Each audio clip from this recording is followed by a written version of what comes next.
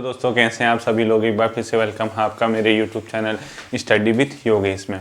GS की मैं अभी तक आप लोगों को 2 क्लासेस दे चुका हूं। उम्मीद है आप लोगों के समझ में आया होगा। ठीक है, थोड़ा सा मैं आप लोगों से एक चीज़ कहना चाहूँगा। बहुत लोग मुझे कुछ क्वेश्चन कर रहे हैं, उस चीज़ के बारे में पहले आपको मैं क्लियर कर दूँ, फिर आगे को बढ़ते हैं। ठीक है, देखो पहली चीज़, बहुत से लोगों ने मुझे ये पूछा कि सर आपकी वीडियो के अलावा एनसीईआरटी पढ़ने के बाद क्या हमारा जीएस का इनफ हो जाएगा या इससे डीप डिटेल से पढ़े। ठीक है, वो चीज़ मैं क्लियर करना चाहूँगा। देखो पेपर है ग्रुप सी का, टॉपिक उससे दिए हैं, आते थोड़े ना इतना टॉपिक, आप वो क्वेश्चन कहीं से भी उठा सकता है। आप हमने तो क्या है, हम इस सोच के साथ बढ़ रहे हैं कि हमें सिलेक्शन लेने हैं, इसलिए हम सारे टॉपिक को कवर कर रहे हैं। ठीक है, मैं आपको जो पढ़ा रहा हूँ वो सिर्फ एनसीईआरटी की जीएस पढ़ा रहा हूँ, उससे बाहर कुछ भी नहीं पढ़ा रहा हूँ। ठीक है, जितना मैं दे रहा हूँ वो एनसीईआरटी पे बेस्ड है। और आप लोगों से मैंने क्या कहा, आपको लूसेंट की थोड़ी डिटेल वाला जिसमें दे रखा है, और उसके साथ साथ लूसेंट का जो एमसीक्यू वाला है उसको पढ़ना है। ठीक है, और वो पढ़ने का तरीका क्या होगा, पहले लूसेंट जिसमें डिटेल से थोड़ा दिया है वो पढ़िए, सेम चैप्टर को आप एमसीक्यू कीजिए और आपकी प्रैक्टिस होगी और आपको आइडिया आएगा कैसे पढ़ना है। ठीक है, और साथ में मेरी वीडियोस आपको एनसीईआरटी आधार पे पेपर बनता है, क्योंकि हर एग्जाम में आप कहीं जाइए एनसीईआरटी महत्वपूर्ण है ही है। ठीक है, वो एनसीईआरटी में आपको दे रहा हूं। ठीक, तो ग्रुप सी के लेवल में मुझे लगता है कि इनफ है जीएस की दृष्टि से। ठीक है, दूसरी चीज मैं आप लोगों से कहना चाहूंगा, जो आप ये पढ़ रहे हैं साथ साथ ही चलना, मतलब पीछे मत हो जाना। ठीक है, पता लगा वीडियो आती रह रही है और आप पीछे हो रही हैं। और एक चीज और, संडे को आप लोगों की वीडियो नहीं आएगी, मतलब संडे मुझे भी थोड़ा सा काम होता है, रेस्ट चाहिए होता है, सिर्फ संडे नहीं आएगी वीडियो, उसके अलावा वीडियो रेगुलर आएंगे। ठीक है, तो आज के सेशन की शुरुआत मैं आपको करता हूँ। आज मैं आपको पढ़ाऊंगा उत्तर वैदिक काल, हेडिंग लिख लीजिए उत्तर वैदिक काल। ठीक है, लास्ट वीडियो में बहुत से लोगों ने मुझसे कुछ क्वेश्चन भी किए थे, वो यहाँ आपके सब समझ में आ जाएगा। ठीक है, अभी एक 1 बाय 1 आपको मैं पढ़ाता हूँ। ठीक है, देखिए उत्तर वैदिक काल, हेडिंग लिख लीजिए। देखिए सबसे पहले वैदिक काल मैंने आपको पढ़ाया था, जिसमें ऋग्वेद, यानी ऋग्वेद का जो टाइम पीरियड था, ऋग्वेद वाला चीज जो थी उसको वैदिक बोलते हैं। और ऋग्वेद के बाद की जो मतलब ग्रंथ थे या जो रचनाएं हुई थी, उन सब का मिक्सचर जो है उत्तर वैदिक काल ग्रंथ के नाम से जाना जाता है। ठीक है, इस समय जो ग्रंथ थे वो कौन कौन से, सबसे पहले वो लिख लीजिए आप। ठीक है, उत्तर वैदिक कालीन ग्रंथ लिख लीजिए, सामवेद एक लीजिए, सामवेद, आज उम्मीद करता हूं आप लोगों को लिखा हुआ दिख रहा होगा। ठीक है, यजुर्वेद, अथर्ववेद और ब्राह्मण और उपनिषद आदि। ठीक है, ये क्या थे, सबके सब उत्तर वैदिक कालीन ग्रंथ थे। ठीक है, अगर आपसे क्वेश्चन पूछता है निम्नलिखित में से कौन से उत्तर वैदिक कालीन ग्रंथ हैं, तो सबके सब सामवेद, यजुर्वेद, अथर्ववेद, ब्राह्मण और उपनिषद। ठीक है, जबकि ऋग्वेद वैदिक कालीन ग्रंथ थे। इन ग्रंथों की जो रचना हुई थी वो अपने आप में कहाँ हुई थी, उत्तर भारत में गंगा यमुना के मैदान। ठीक है, उत्तर भारत में गंगा प्लस यमुना का जो मैदानी इलाका है भारत का, वहाँ। ठीक है, उन इलाकों में किसकी रचना हुई थी, इन ग्रंथों की रचना हुई थी, आप लोगों को पता होना चाहिए। ठीक है, अब देखिए वैदिक काल में आप लोगों ने जो मैंने आपको सूक्त पढ़ाया था, मैंने सुना होगा आप लोगों ने, मैंने आपको सूक्त क्या होते हैं ये बताया था। तो वैदिक का मतलब जो वैदिक सूक्त थे या जो वैदिक मंत्र थे, उनका संग्रह क्या कहलाता है पूछेगा तो संहिता। ठीक है, क्या पूछा मैंने, वैदिक सूक्त या मंत्रों का संग्रह। ठीक है, मंत्रों का जो संग्रह था वो क्या कहलाता है, अपने आप में संहिता कहलाता है। ठीक है, याद रखना। ठीक, देखिए मैंने क्या कहा, ये क्वेश्चन आ सकता है आप लोगों का, वैदिक सूक्त या मंत्रों का संग्रह क्या कहलाता था, संहिता कहलाता था। और अनेक संहिताएं आपको देखने को मिलेंगी। ठीक है, यानी कहीं ना कहीं आप में यहाँ हेडिंग लिख लीजिए आप, संहिता, थोड़ा सा आप लोगों को तेज भी हो सकती है क्लास। ठीक है, और यहाँ संहिता के अलावा उसमें क्या विषय का वर्णन किया गया है, यहाँ लिख लीजिए आप विषय वर्णन। ठीक, देखिए संहिता में सबसे पहले लिख लीजिए ऋग्वेद। ठीक है, दूसरा लिख लीजिए आप सामवेद, तीसरा लिख लीजिए यजुर्वेद। ठीक है, और चौथा लिख लीजिए अथर्ववेद। अथर्ववेद। ठीक, ये 4 प्रकार के आपने संहिताएं लिखी और आपसे क्वेश्चन इससे क्या पूछता है, या तो इंडिविजुअल पूछेगा निम्नलिखित में से ये संहिता या ये वेद किस चीज को बताती है, या इसको मैच करना पूछेगा। 4 ऑप्शन दे देगा, इधर कूट मिलाना होगा। ठीक है, तो ऋग्वेद जो है, ऋग्वेद अपने आप में इसकी जो विषय वस्तु है, इसका विषय वर्णन है वो देवताओं की स्तुति की गई है। ठीक है, यानी कहीं ना कहीं देवताओं के बारे में इसमें क्या किया गया है, मंत्र बताए गए हैं। ठीक है, देवताओं की स्तुति यानी देवताओं की प्रार्थना इसके अंदर मिलती है। किसके अंदर, ऋग्वेद में। जो सामवेद है वो सामवेद गायन और संगीत से संबंधित है। ठीक है, ये क्वेश्चन पूछेगा आपसे कौन सा वेद गायन और संगीत से संबंधित है, तो आप लोग क्या बताएंगे, सामवेद। ठीक है, जो यजुर्वेद है, यजुर्वेद अपने आप में किस चीज से संबंधित है, ऋचाओं से संबंधित है और कर्मकांड से। ठीक है, किससे, ऋचाएं होती थी ऋग्वेद में और कर्मकांड। ठीक है, ये किससे संबंधित है, कर्म कांड। कौन से संबंधित, यजुर्वेद। और जो अथर्ववेद आपका लास्ट है उसमें किस चीज के बारे में बताया गया है, तंत्र मंत्र और जादू टोना। ठीक है, तंत्र मंत्र और जादू टोना। ठीक, ये आपका क्या करता है, मैच करना पूछ सकता है या इंडिविजुअल कोई पूछ सकता है। आप लोग इसको ध्यान रखना, ऋग्वेद में क्या है, सामवेद में क्या है, यजुर्वेद में क्या है और अथर्ववेद में क्या दिया गया है, आपको आना चाहिए। ठीक है, अब देखिए इनकी जो रचनाएं हुई थी वो किस पीरियड में हुई थी, आप लोगों को पता होनी चाहिए। ठीक है, तो ऋग्वेद जो रचा गया था, जो वैदिक पीरियड था, यानी ऋग्वेद की रचना हुई थी 1500 ईसा पूर्व से 1000 ईसा पूर्व, जो इसका मान्यता प्राप्त काल है। ठीक है, तो ऋग्वेद की रचना आप लिख लीजिए, क्या लिखेंगे, ऋग्वेद। ठीक है, इसकी रचना कब हुई थी, 1500 ईसा पूर्व से 1500 ईसा पूर्व, बीसी बोलते हैं ईसा पूर्व को। ठीक है, 1000 ईसा पूर्व। ठीक, जो इंग्लिश वाले हैं वो देखना, ईसा पूर्व को बोलते हैं बीसी, बिफोर क्राइस्ट चर्च। ठीक है, यानी ईसा मसीह के जन्म से पहले। ठीक, और जो इसके अलावा उत्तर वैदिक कालीन ग्रंथ है। ठीक है, कौन से, उत्तर वैदिक कालीन ग्रंथ, वैदिक कालीन ग्रंथ। ठीक है, इनकी जो रचना हुई थी वो हुई थी 1000 बीसी यानी ईसा पूर्व। ठीक है, से 500 बीसी पूर्व। ठीक है, 1000 ईस्वी पूर्व से 500 ईसा पूर्व इनकी क्या हुई थी, रचना हुई थी। ठीक है, ये आपको इसका टाइम पीरियड पता होना चाहिए, पेपर में आपसे पूछ सकता है। ठीक है, अब देखिए जो इस समय था वर्ण के सिस्टम विकसित हो चुका था, यानी उत्तर वैदिक काल में अपने आप में वर्ण सिस्टम विकसित हो चुका था, और जो वर्ण का आधार था वो क्या कर दिया था इस टाइम तक, जन्म का जन्म। ठीक है, जन्म के आधार पर वर्ण निर्धारण, जन्म के आधार पे। ठीक है, वर्ण का मतलब होता था प्रत्येक जो भी वर्ग होता था उसके कुछ न कुछ कार्य दिए गए थे, उस कार्य के आधार पे उससे कहा गया कि आप इस वर्ण से संबंधित है। जैसे ब्राह्मणों के कुछ काम थे, क्षत्रिय का कुछ काम था, शूद्र का कुछ था, या विष का कुछ था, उसको हम कार्य देखते हैं। ठीक है, तो आप एक जगह लिख लीजिए वर्ण और दूसरी जगह लिख लीजिए आप यहाँ कार्य। ठीक है, पहला लिख लीजिए ब्राह्मण। ठीक है, इनको पुरोहित भी बोलते थे। ठीक, ब्राह्मण। दूसरा क्या था, क्षत्रिय लिख लीजिए। तीसरा लिख लीजिए विष। चौथा लिख लीजिए आप शूद्र। ठीक, ये 4 प्रकार के क्या थे, उत्तर वैदिक काल में वर्ण हुआ करते थे, और इन वर्णों का कुछ न कुछ अपने आप में कार्य हुआ करता था। ये लिख लीजिए, जो ब्राह्मण का कार्य था वो यज्ञ करना था और अध्ययन और अध्यापन का कार्य करना था। यज्ञ साथ ही साथ अध्ययन प्लस अध्यापन। ठीक है, अध्यापन किसका काम होता था, ये ब्राह्मण का कार्य होता था। जो क्षत्रिय का कार्य होता था वो रक्षा करना होता था या युद्ध करना होता था। ठीक, रक्षा या युद्ध करना होता था।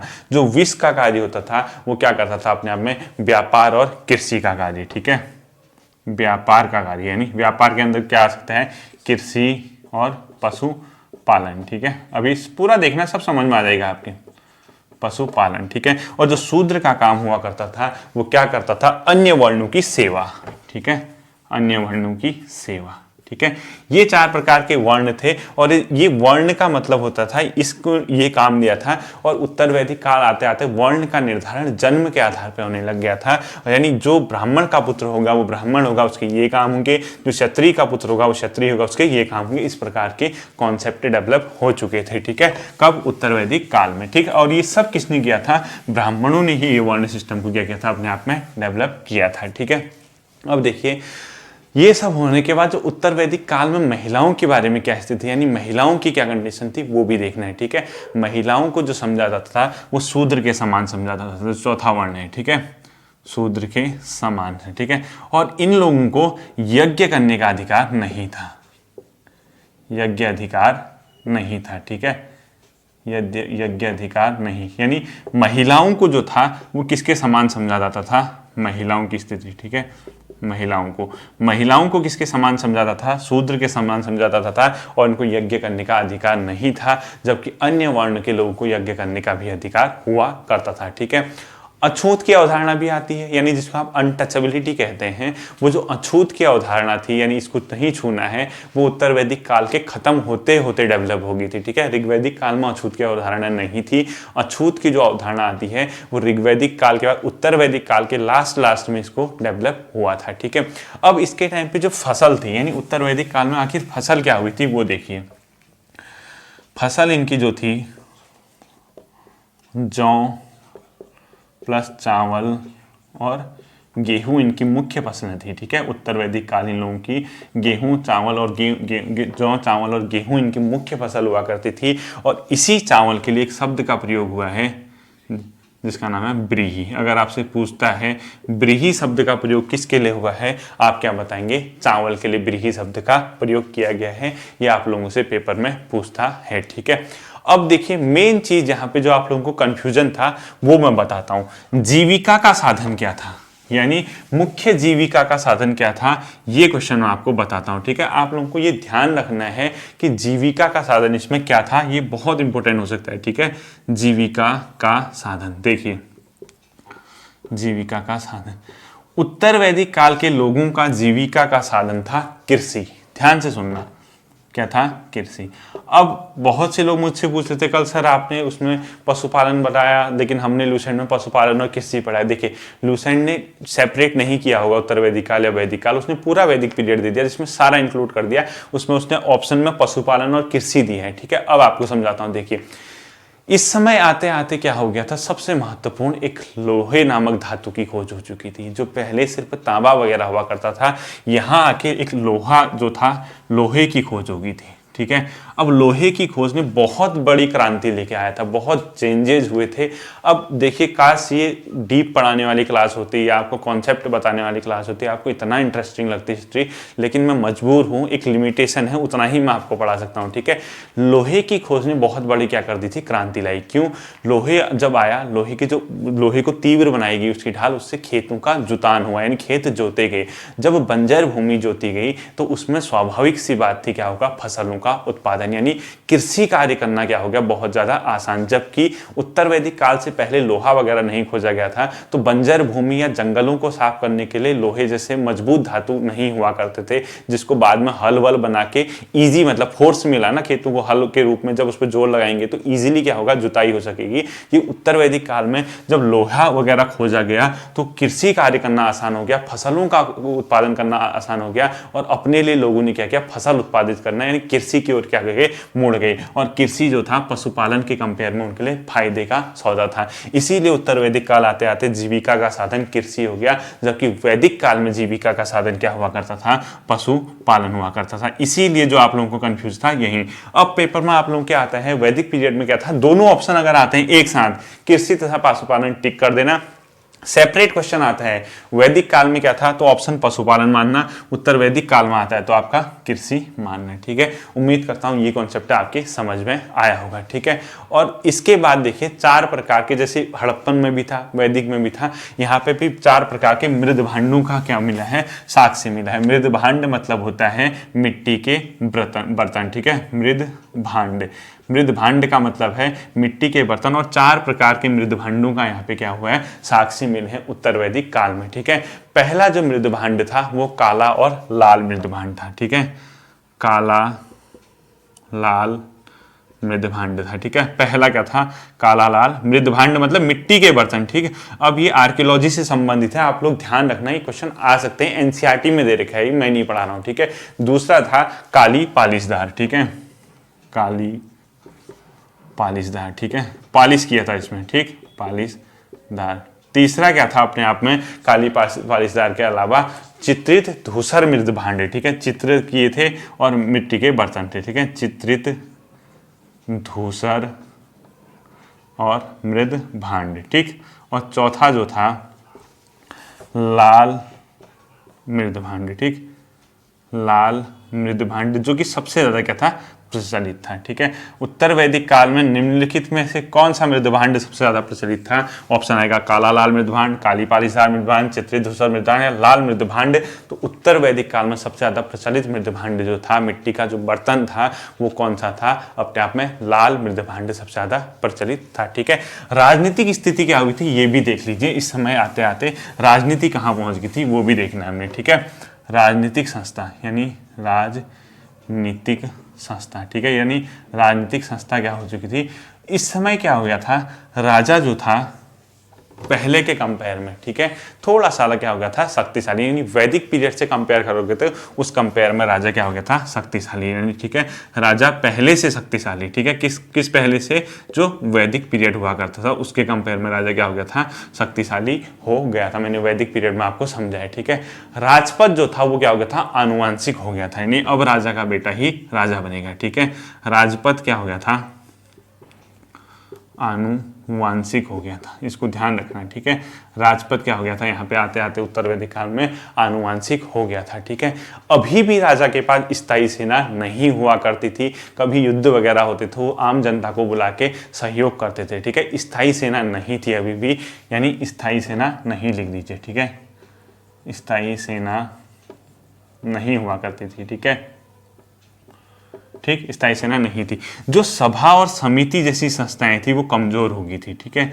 सभा और समिति जैसी संस्थाएं क्या थी, कमजोर हो गई थी। जो मैंने पहले पढ़ा था इनको उतनी पावर नहीं रही थी, जबकि एक राजनीतिक संस्था थी विदत, मैंने पहले ही पढ़ा था, वो अब क्या हो गई थी, खत्म हो गई थी। राजनीतिक संस्था विदत अब नहीं रही, ठीक है, ये खत्म हो गई थी, विदत नामक राजनीतिक संस्था खत्म हो गई थी, ठीक है। और क्षेत्र के लिए राष्ट्र शब्द का प्रयोग होने लग गया था, ठीक है। जो क्षेत्र होते थे, पहले कबीले बनते थे, क्षेत्र बनते थे, उसके लिए राष्ट्र शब्द का प्रयोग होने लग गया था, ठीक है। याद रखना इसको, क्षेत्र के लिए राष्ट्र। अब देखिए क्वेश्चन क्या आएगा, उत्तर वैदिक काल में राजनीतिक संस्थाओं के बारे में कौन सा एक सही है कौन सा गलत, जो भी आता है, ठीक है। आप याद रखना, इस काल में राजा पहले के कंपेयर में शक्तिशाली हो गया था, राजपद यहाँ आनुवांशिक हो गया था, स्थायी सेना नहीं हुआ करती थी, सभा समिति जैसी संस्थाएं कमजोर पड़ गई थी या राजनीतिक संस्थाएं कमजोर हो गई थी, और क्षेत्र के लिए राष्ट्र शब्द का यहाँ पे प्रयोग होने लग गया था, ठीक है। अब देखिए जब ये सब हो गया था, राजा भी अपने लिए कुछ ना कुछ, राजा देखो जैसे जैसे शक्तिशाली होगा अपने शक्ति और शौर्य का प्रदर्शन करेगा ही करेगा, ठीक है। इस शक्ति और शौर्य के प्रदर्शन करने के लिए कोई न कोई एक्टिविटीज तो करेगा ही, वो दिखाएगा कि मैं इतना शक्तिशाली हूं, देखिए। तो वो यज्ञ किया करता था, विभिन्न प्रकार के यज्ञ, और उसका संकेत क्या होता था, उसकी मीनिंग क्या होती थी वो लिख लीजिए। यहाँ लिख लीजिए यज्ञ राजा द्वारा, ठीक है। यहाँ लिख लीजिए उद्देश्य। पहला आप जो यज्ञ लिखेंगे उस यज्ञ का नाम लिख लीजिए राजयूष यज्ञ। क्या लिखेंगे, राजयूष यज्ञ, ठीक है। जो राजयूष यज्ञ हुआ करता था वो राजा ने क्यों किया था राजयूष यज्ञ, दिव्य शक्ति को प्राप्त करने के लिए। मतलब वो ये चाहता था कि मुझे देवताओं की जैसी शक्ति प्राप्त हो, यानी दिव्य शक्ति प्राप्ति हेतु, दिव्य शक्ति प्राप्ति हेतु, ठीक है। कैसा यज्ञ करता था, राजयूष यज्ञ वो किया करता था। दूसरा लिख लीजिए अश्वमेघ यज्ञ। क्या लिखेंगे, अश्वमेघ यज्ञ, ठीक है। जो अश्वमेघ यज्ञ करता था राजा किस चीज के लिए करता था, अपना राज्य का विस्तार करने के लिए, ठीक है। इसमें क्या होता था, देखिए राजा क्या करता था, अपने घोड़े को छोड़ देता था, और वो जो घोड़ा था जिन जिन राज्यों से होके गुजरता था, जिस राज्य से होके गुजर गया और वो नहीं रोका गया उस घोड़े को, तो राजा अपने वो राजा का जो घोड़ा था जहां नहीं रुका उस इलाके को राजा के साथ सम्मिलित कर दिया जाता। कहने का मतलब राजा अपना घोड़ा छोड़ेगा, जिस राज्य ने उस घोड़े को रोका नहीं तो वो राज्य राजा के पास आ जाता था, और जिसने घोड़े को रोक दिया उसके साथ राजा युद्ध करता था। राजयूष यज्ञ, अश्वमेघ यज्ञ, राज्य विस्तार। तीसरा लिख लीजिए वाजपेयी यज्ञ। वाजपेयी यज्ञ होता था रथ दौड़ के लिए, ठीक है, वाजपेयी, ठीक है। इसमें रथ को दौड़ाया जाता था, और रथ दौड़ने का ये मतलब होता था राजा अपने बंधुओं से अपने ये दिखाना चाहता था कि मेरा घोड़ा आपसे तेज है, मैं इनसे आगे हूँ। ये तो थे विभिन्न प्रकार के यज्ञ। इसके अलावा देखिए स्त्रियों की स्थिति क्या थी।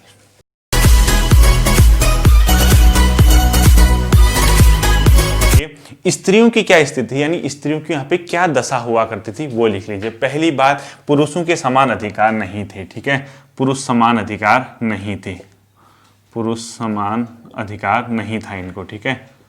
यानी उत्तर वैदिक काल आते आते महिलाओं की स्थिति क्या होने लगी, कमजोर। आप लोग कभी निबंध वगैरह लिखते होंगे, आप लोग हमेशा वैदिक पीरियड का रेफरेंस देते होंगे कि वेदों में ऋग्वेद में महिलाओं, वैदिक पीरियड में महिलाओं की स्थिति अच्छी थी, धीरे धीरे महिलाओं की स्थिति गिरी। उसके और आगे जाओगे, राजपूत टाइम आएगा, मुगल वंश आएगा, मुस्लिम शासक आएंगे, महिलाओं की स्थिति गिरते ही रही, ठीक है। तो राजीव से पुरुष समान अधिकार नहीं इनको थे, ठीक है। दूसरा, संपत्ति पर भी इसको अधिकार नहीं था, ठीक है, संपत्ति पर भी इनको अधिकार नहीं था, संपत्ति पर अधिकार नहीं था इनको, ठीक है। संपत्ति पर महिलाओं को उत्तर वैदिक काल में अधिकार नहीं हुआ करता था। इसके अलावा जो सभा समिति मैंने पहले बता दिया था कमजोर पड़ चुकी थी, और सभा समिति में भाग लेने का भी इनको अधिकार नहीं रहा, ठीक है। उत्तर वैदिक काल में पहले तो थोड़ा बहुत समिति वगैरह में ले भी लेती थी, लेकिन सभा और समिति में भी इनको भाग लेने का अधिकार नहीं रहा था महिलाओं को, ठीक है। ये तो महिलाओं की स्थिति। अब देखिए उत्तर वैदिक काल में कुछ मेन चीजें बताता हूँ मैं आपको। इनका जो जीवन था, यहाँ पे यज्ञ कैसे होता था और यहाँ पे किस किस प्रथा का विकास हुआ, ठीक है। अब लिख लीजिए कुछ महत्वपूर्ण तथ्य, ठीक है। देखिए कुछ महत्वपूर्ण तथ्य लिख लीजिए। इसमें देखिए मनुष्य का जो यहाँ पे था, मतलब जो इस उत्तर वैदिक काल में था, मनुष्य का जीवन 4 आश्रमों में विभाजित हो गया था, ठीक है। तो लिख लीजिए मनुष्य जीवन 4 आश्रम में, ठीक। कितने आश्रम में विभाजित था, 4 आश्रम। और आप लोग बचपन से पढ़ते आ रहे होंगे 4 आश्रम कौन कौन से हैं। पहला बताइए ब्रह्मचर्य, ठीक है, पहला ब्रह्मचर्य जीवन जिएंगे, ठीक है। दूसरा गृहस्थ, शादी ब्याह वगैरह जो भी करना है, ठीक है, घर में रहेंगे, ठीक है। फिर वन को प्रस्थान, वानप्रस्थ, वन को निकल लेंगे। उसके बाद संन्यास, फिर लास्ट में संन्यास लेके ऊपर चले जाएंगे, ठीक है। 4 आश्रमों में जीवन क्या था, मनुष्य का जीवन विभक्त था, ब्रह्मचर्य, गृहस्थ, वानप्रस्थ और संन्यास। इस प्रकार से ये जीवन क्या था, विभाजित था। आराधना किसके द्वारा की जाती थी, यज्ञ के द्वारा, ठीक है। यानी ये लोग जो पूजा पाठ करते थे, जो आराधना होती थी, उसका तरीका क्या था, यज्ञ था, ठीक है। उत्तर वैदिक काल में भी क्या था, आराधना, यज्ञ के द्वारा आराधनाएं हुआ करती थी, ठीक है। एक महत्वपूर्ण जो आ सकता है आपका फैक्ट है वो है इस काल में गोत्र प्रथा का विकास हुआ, ठीक है। किसका विकास हुआ, गोत्र प्रथा का, गोत्र प्रथा का विकास, ठीक है। अब आपको सर ये क्या होता है, देखिए पहले क्या माना जाता था, एक ही पुरुष के वंशज को एक ही गोत्र का माना जाता था। जैसे कोई व्यक्ति ए है, इसकी आने वाली जो पीढ़ी होगी वो भी इसी गोत्र की होगी, उसके आने वाली होगी इसी गोत्र की। तो समान गोत्र में विवाह वगैरह वर्जित थे, विवाह वगैरह नहीं किया जाता था, अलग गोत्र में विवाह किया जाता था। इसीलिए अभी भी आप कहीं गाँव वगैरह में सुनते होंगे, शादी विवाह से पहले पूछा जाता कि उक्त व्यक्ति का गोत्र कौन सा है। अगर सेम गोत्र होगा तो ये माना जाता था कि सेम वंशज के हैं, सेम पीढ़ियों से जन्मे हैं, तो डिफरेंट गोत्र ढूंढा जाता था, ठीक है। तो गोत्र प्रथा का विकास भी कब हुआ था, उत्तर वैदिक काल में हुआ था। ये आपको आना चाहिए, ठीक है। और जो 4 वर्ण मैंने आपको बताए थे उनमें इक्वालिटी नहीं थी, ये तो आपको पता ही है, 4 वर्ण में इक्वालिटी नहीं थी, ठीक है। अब देखिए अगली चीज लिखिए, उत्तर वैदिक कालीन देवता। हेडिंग लिख लीजिए उत्तर वैदिक कालीन देवता, ठीक है। आखिर यहाँ पे देवता कौन प्रचलित थे, उत्तर वैदिक कालीन देवता। और याद रखना आपको आने वाली क्लास उत्तराखंड की होगी, और उत्तराखंड की क्लास में आपका होमवर्क जो रहेगा, पहले जो नए स्टूडेंट जुड़े हैं उनको क्या करना है, मेरी ओल्ड वीडियोस देखनी है एनसीईआरटी मतलब सॉरी उत्तराखंड की। और जो मेरे साथ पहले से जुड़े हैं, परीक्षा वाणी का जो लेटेस्ट वर्जन है उसके जो स्टार्टिंग के उसने 1 लाइनर क्वेश्चन दे रखे हैं, लगभग 20, 25, 30 पेजों तक लगातार 1 लाइनर क्वेश्चन है। 3 दिनों का समय है आप लोगों के पास, उसको रट्टा मार लीजिए, उसको फिनिश कर लीजिए, ठीक है। उसके बाद जिसने मेरी ओल्ड वीडियो नहीं देखी है उत्तराखंड की, चाहे चंद हो, आपका परमार हो, पवार वंश हो, या आपका गोरखा या ब्रिटिश कालीन या स्वतंत्रता संग्राम में उत्तराखंड की भूमिका, मैं जहां छोड़ रखा था उससे आगे करूंगा, और जो मतलब पढ़ा चुका हूं उसके लास्ट में बाद में आपको क्वेश्चन कराऊंगा, ठीक है। उत्तर वैदिक कालीन देवता देखिए, इसका जो देवता था सबसे प्रचलित वो यहाँ पे हो गया था प्रजापति, ठीक है। कौन हो गए थे, प्रजापति। जैसे आपने हड़प्पा में सुना होगा पशुपति, वैदिक पीरियड में सुना होगा इंद्र, जिसको पुरंदर भी कहा गया। उत्तर वैदिक कालीन लोगों का सबसे जो प्रसिद्ध देवता था वो कौन था, प्रजापति। यानी सर्वोच्च देवता कौन था इनका, प्रजापति था, ठीक है। उत्तर वैदिक काल में सर्वोच्च देवता कौन था, प्रजापति हुआ करता था, ठीक है। विष्णु क्या था, इनका पालक व रक्षक मानते थे, ठीक है। विष्णु भगवान भी यहाँ पे से इनको विष्णु भगवान का कॉन्सेप्ट भी आया। विष्णु भगवान को ही क्या मानते थे, अपना पालक और रक्षक, ठीक है। विष्णु भगवान को ये लोग मानते थे। और इसी के साथ जो पूषण था, पूषण को क्या मानते थे, पशु रक्षक मानते थे और शूद्रों का देवता था, ठीक है। कौन था, पूषण। पूषण को क्या मानते थे, पशु का रक्षक, ठीक है, पशु रक्षक। और ये किनके देवता हो गए बाद में, शूद्रों के देवता कौन हो गए थे, पूषण हो गए थे, ठीक है। ये उत्तर वैदिक कालीन क्या थे, देवताओं के बारे में था, ठीक है। अब देखिए जो उपनिषद है, मैंने आपको बताया था, उसमें एक क्रम भी पूछ सकता है आपसे, कब कौन से लिखे गए, ऋग्वेद, सामवेद, अथर्ववेद, यजुर्वेद, ब्राह्मण, उपनिषद, वो क्रम आपको लुसेंट में मिल जाएगा, ठीक है। जो उपनिषद है ये लिखे गए लगभग 600 ईसा पूर्व, उपनिषद, ठीक है। ये कब लिखे गए, लगभग 600 BC, यानी 600 ईसा पूर्व उपनिषदों की क्या हुई थी, रचना हुई थी। और जो उपनिषद है अपने आप में क्या है, वो दर्शन से संबंधित है, ठीक है। जैसे आपने दर्शन वगैरह होता है, अब क्या होता है, कैसा होता है, बाद की बात है, जब आएगा कभी चाहा भगवान ने आपको PCS वगैरह दोगे तब पढ़ोगे इन चीज़ों को, ठीक है। दर्शन से संबंधित थी और इसमें कहीं ना कहीं कुछ बहुत कर्मकांड की भी बात कही गई है, ठीक है, कर्म कांड, ठीक है, की बात भी उपनिषदों के अंदर कही गई है, ठीक है। एक बहुत प्रसिद्ध टर्मिनोलॉजी यूज हो रखी है इसमें, उसका नाम है श्याम अयस, ठीक है। ये क्वेश्चन आपका आ सकता है पेपर में, श्याम अयस शब्द का प्रयोग किस चीज के लिए हुआ है, श्याम अयस, ये हुआ है लोहे के लिए, ठीक है, लौह धातु के लिए किसका यूज हुआ है, श्याम अयस का प्रयोग हुआ है। वहां तांबा, लोहा, कांसा जो भी आता है, ठीक है। और श्याम अयस को कृष्ण अयस भी कहा गया है, ठीक है, क्या, कृष्ण अयस, ध्यान रखना इस चीज को, लौह धातु श्याम अयस, और इसी को कृष्ण अयस भी आपका कहा गया है, ठीक है। हल का वर्णन भी मिलता है, लोहा होगा तो हल वगैरह भी बनाया होगा, हल का वर्णन यहाँ मिलता है किसमें, हल का वर्णन आपका मिलता है किसमें, शतपथ ब्राह्मण में, ठीक है। जो शतपथ ब्राह्मण क्या है, ये सब वहां देखना लूसेंट में, इनसे संबंधित बहुत से क्वेश्चन होंगे, पेपर में आया होगा, तो मुझसे मत कहना सर आपने नहीं पढ़ा है। मैंने एक आपको काम दे रखा है, लूसेंट की किताबें पढ़नी है आपको, ठीक है। शतपथ ब्राह्मण हल्का क्या मिला है, वर्णन मिला है। एक व्यक्ति होता था संग्रहित, उसका क्या कार्य होता था, संग्रह करना, नाम सही लग रहा है, ठीक है। संग्रहित का कार्य लिख लीजिए, संग्रहित का कार्य होता था संग्रहण करना या इकट्ठा करना, ठीक है, जो भी आप कहते हो, कलेक्ट करना ओवरऑल मिला के, ठीक है, वो कलेक्शन जो होता है उसको बोलते हैं, ठीक है। और इसमें जो लास्ट टर्मिनोलॉजी बता रहा हूं आपको, एक तो लिख लीजिए आप, बलि क्या था पूछता है, बलि अपने आप में कर था, बलि क्या था, कर था। और लास्ट चीज बता रहा हूं, इसके जो राजनीतिक संगठन थे, यानी राजनीतिक स्ट्रक्चर था, वो कैसा था, ठीक है। देखिए राजनीतिक स्ट्रक्चर लिख लीजिए, उत्तर वैदिक कालीन सबसे छोटी संस्था थी कुल, क्या थी, कुल। कुल से बड़ी होती थी ग्राम, कुल से बड़ी क्या होती थी, ग्राम। ग्राम से बड़ी होती थी विष, विष से बड़ी होती थी जन, जन से बड़ी होती थी राष्ट्र, ठीक है। ये था उत्तर वैदिक कालीन मतलब राज समाज, मतलब जो स्ट्रक्चर था। क्वेश्चन क्या पूछेगा, उत्तर वैदिक काल में सबसे छोटी इकाई क्या थी, कुल। कुल ही को क्या बोला जाता है, परिवार, ठीक है, सबसे छोटी इकाई। और सबसे बड़ी इकाई क्या होगी थी उत्तर वैदिक काल में, राष्ट्र हो गया था। कुल के बाद जो ग्राम आता था, इसका प्रधान बोला जाता था ग्रामिक, ठीक है। विष का प्रधान बोला जाता था विषपति, जन का प्रधान होता था जनपति, और राष्ट्र का होता था राजा, ठीक है, राजा, ठीक है, राजा, ठीक है। जन मतलब ये इस प्रकार से राजनीतिक संगठन हुआ करते थे, ठीक है।